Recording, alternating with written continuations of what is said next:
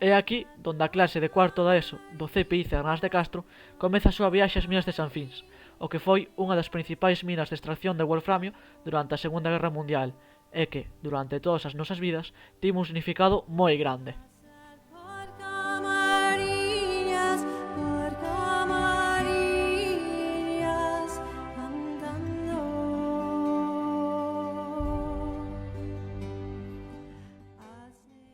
Dende ben novos, temos escoitado moitas historias das minas que nos contaban os nosos avós, avoas e, nalgúns casos, pais, nais ou mesmo bisavós. Por tanto, non é moi complicado imaxinar que neste espacio albergan moitas lembranzas, experiencias e anécdotas.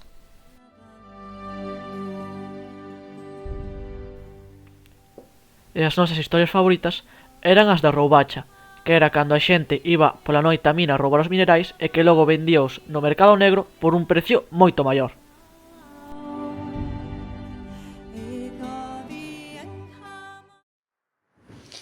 Mi bisavó solíame contar que iba a roubacha.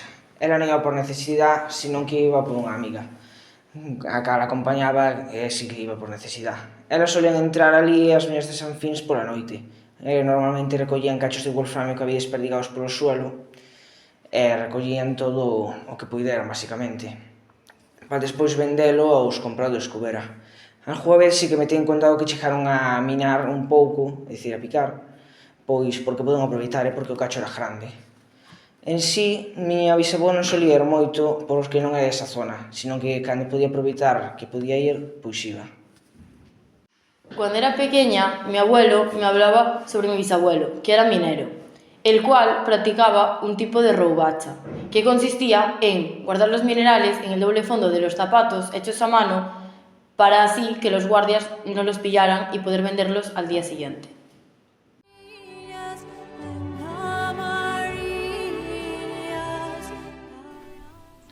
O museo é, prácticamente, a única parte das minas que conectamos nós hoxe en día. Son inaccesibles dende antes de que fóramos sequera planeados, mais aínda así forman parte da nosa vida.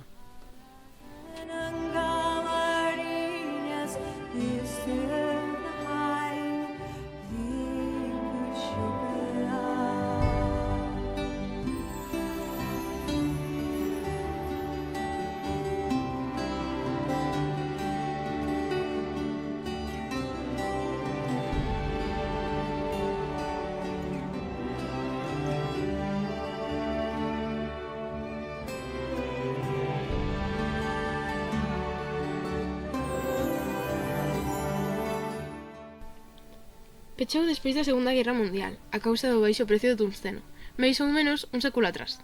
Aínda que estase planeando a súa reapertura para dentro duns anos, actualmente este proxecto atópase pausado, mais nós, os mozos de Lousame, temos a esperanza de que este siga adiante.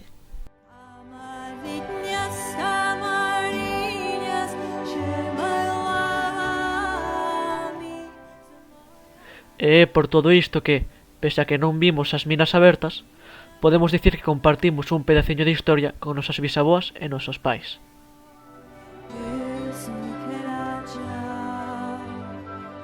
Action.